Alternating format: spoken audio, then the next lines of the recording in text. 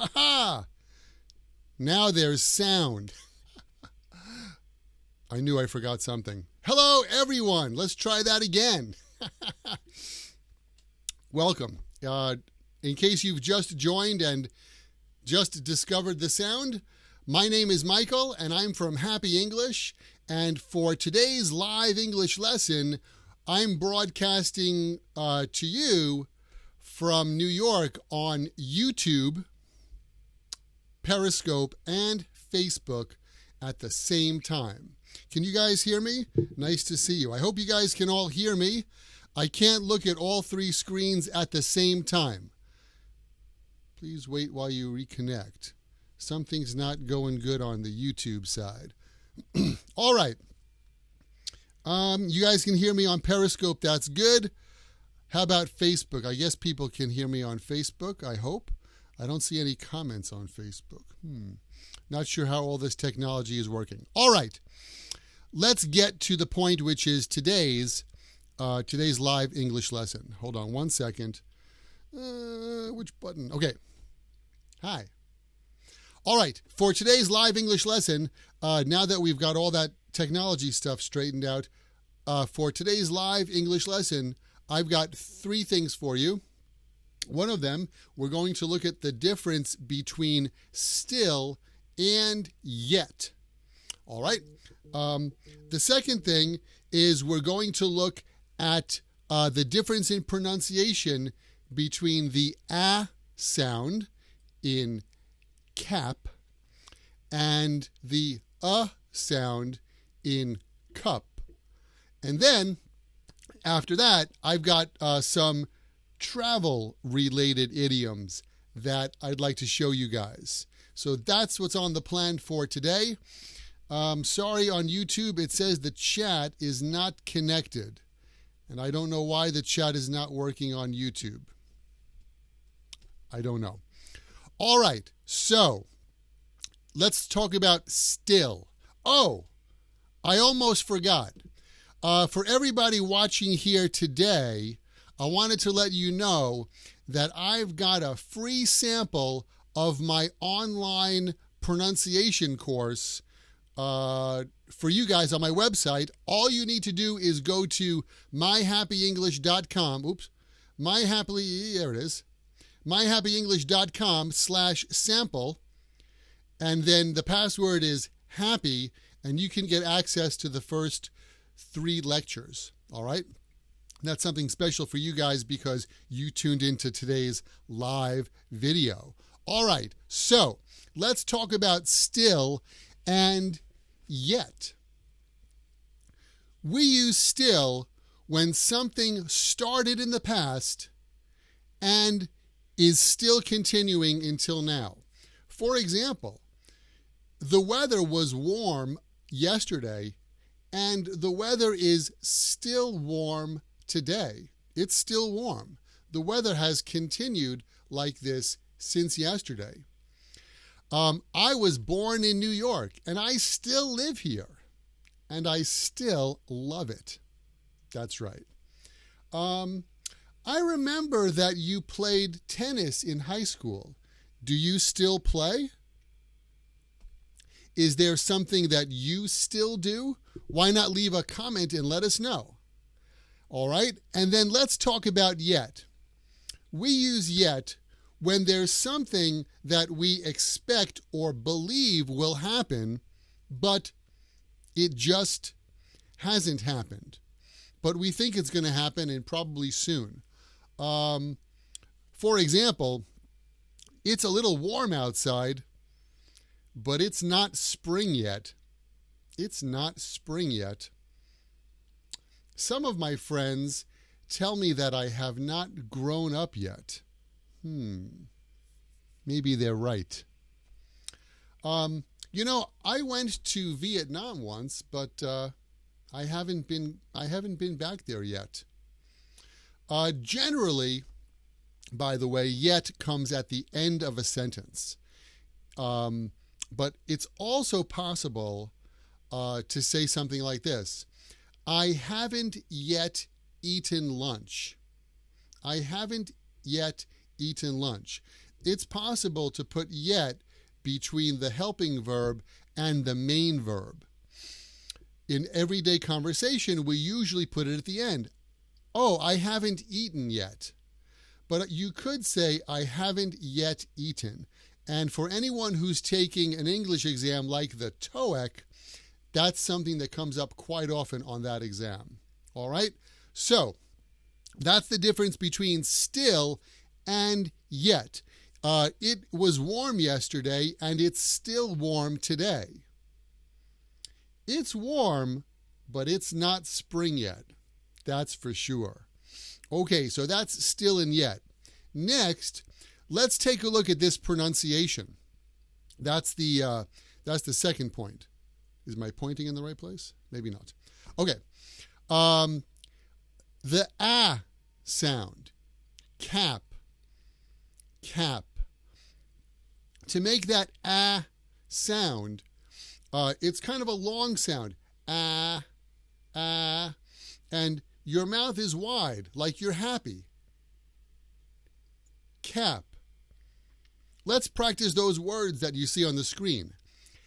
Bass. Bass. Cap. Cap. Hat. Hat. Fan. Fan.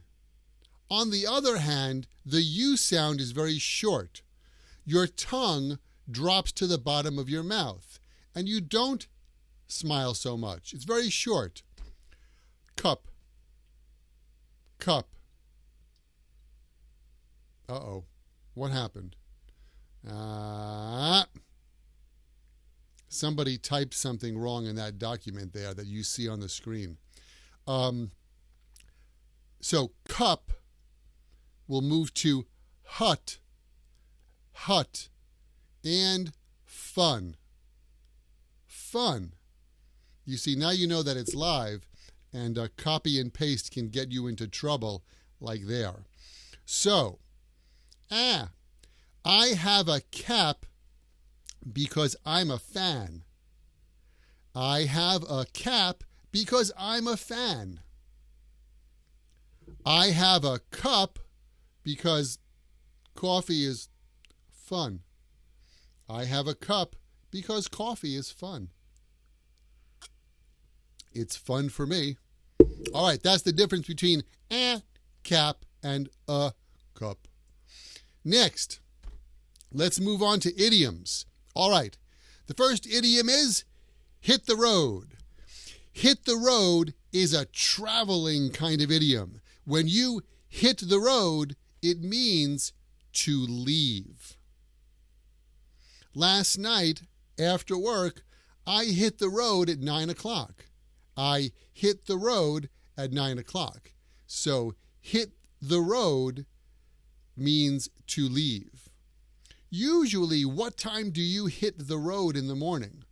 Why don't you leave a comment and let us know? Okay, the next one is a mile a minute. A mile a minute. How many kilometers in a mile? 5K is 3 miles.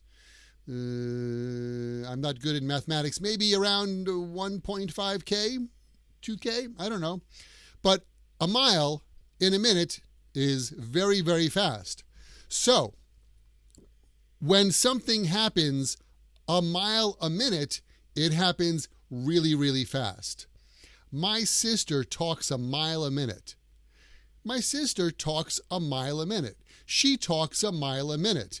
It means she talks very quickly. All right? That guy's car goes a mile a minute. It's really, really fast. Okay, so a mile a minute means very fast. Do you know anyone who talks a mile a minute? I'm trying not to talk a mile a minute on these live English lessons. That's right. All right. The next one is at a good clip. At a good clip. This comes from the world of sailing and sailing ships, and it has the same meaning as a mile a minute.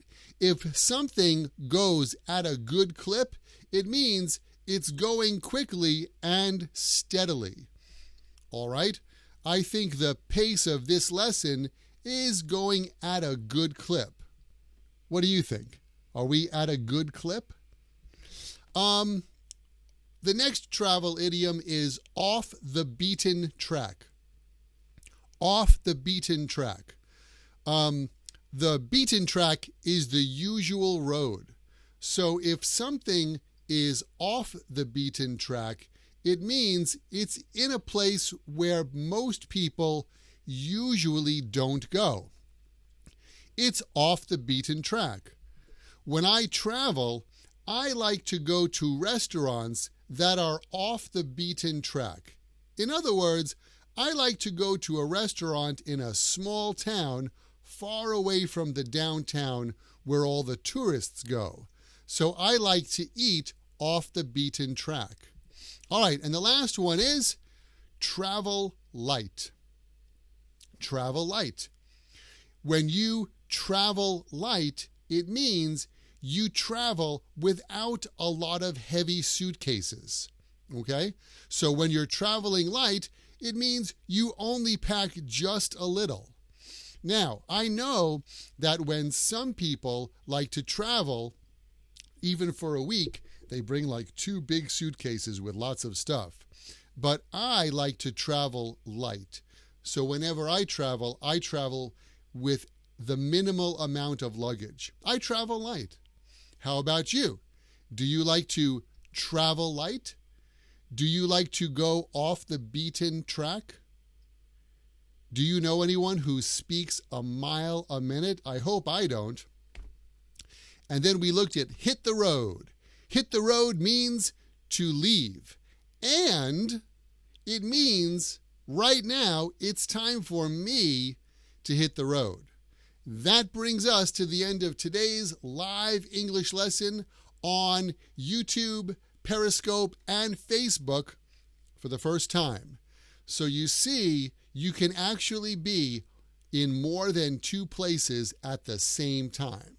All right. Thank you guys so much for joining me live today. I think all the technology worked. And so I'll be back tomorrow with another live English lesson right here on YouTube, Facebook, and Periscope.